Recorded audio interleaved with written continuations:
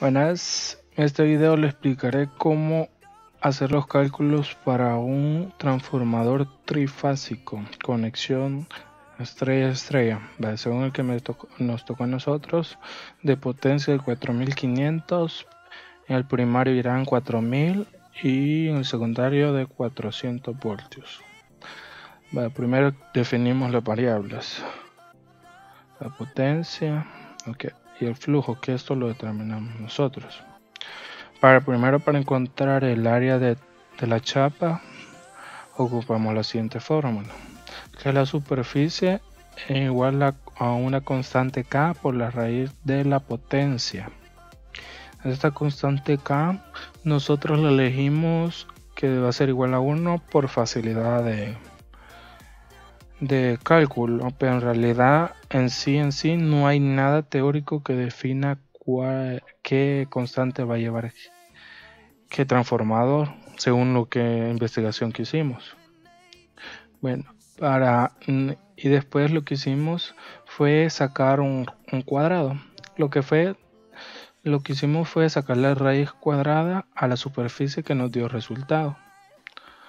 Luego este valor lo buscamos al más próximo en la tabla que nos refirieron ya. Y el modelo que elegimos es el EI 400-400 chapa trifásica. Aquí tenemos las medidas. Bueno, ya teniendo eso, ahora vamos a ver cuántas chapas ocuparemos. Teniendo ya la profundidad, lo dividimos entre 0.5, que es el espesor de cada chapa. Después vamos a determinar el calibre del conductor. Ya que nuestra conexión es una estrella-estrella, ocupamos esta fórmula. La corriente de fase es igual a la potencia entre raíz de 3 por el voltaje del primario, ya que es una conexión estrella-estrella. Y nos da resultado 0.65 amperios y para el secundario una corriente de 6.5 amperios.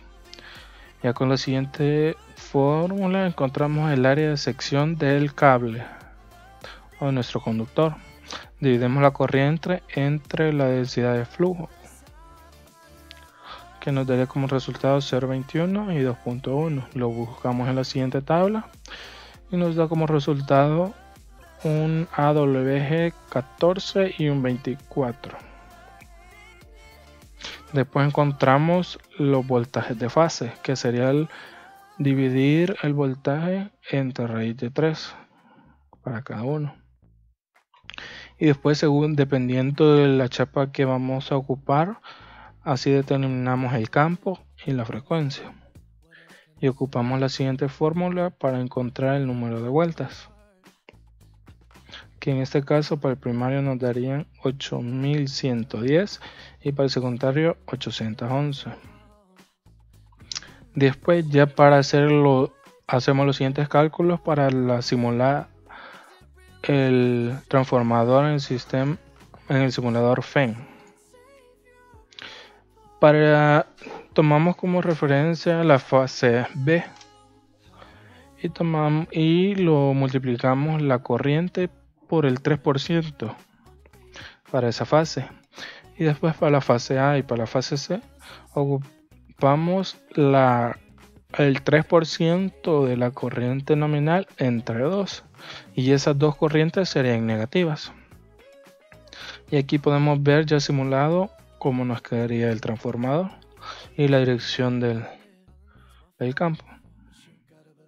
Y si lo queremos probar con la de baja tensión, hacemos lo mismo.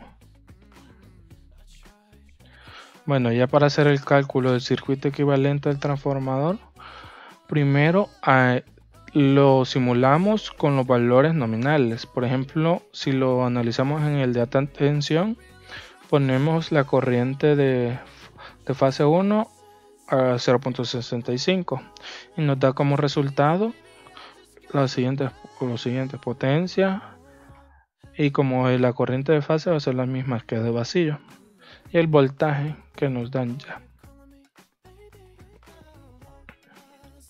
Ahora Pues sí.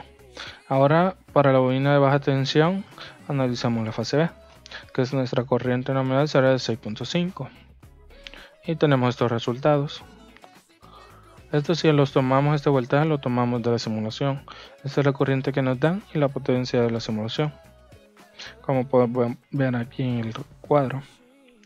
Y este es lo dividimos que es M, el factor de transformación, que es el voltaje del primario entre el voltaje del secundario, que es igual a 10. Bueno, primero analizamos en vacío.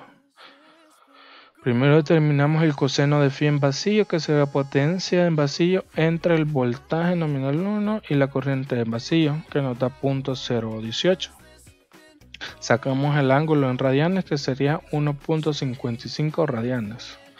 Después determinamos la corriente del hierro, que es igual a la corriente de vacío por el coseno de phi. Y la corriente del cobre, que sería de pérdidas en el cobre, sería la corriente en vacío por el seno de phi. Después, para encontrar la resistencia en las pérdidas del hierro, ponemos el voltaje entre la corriente de las pérdidas en el hierro, igual que la impedancia aquí. Y tenemos como resultado estos valores. Después analizamos en cortocircuito en baja tensión. Primero calculamos la corriente del secundario con respecto al primario con esta fórmula. Igual el voltaje, nos dan como resultado esto. Ahora determinamos el coseno de phi del cortocircuito. Potencia de cortocircuito entre voltaje de cortocircuito 2 por el corriente de cortocircuito 2, siempre referido al primario. Después determinamos el ángulo en radianes siempre. Después encontramos esta impedancia, que es la de cortocircuito, y ya con esta fórmula podemos determinar la resistencia en cortocircuito y la impedancia de cortocircuito. Y después este ya sería el circuito equivalente. Pues creo que por el momento solo esto será. Y listo.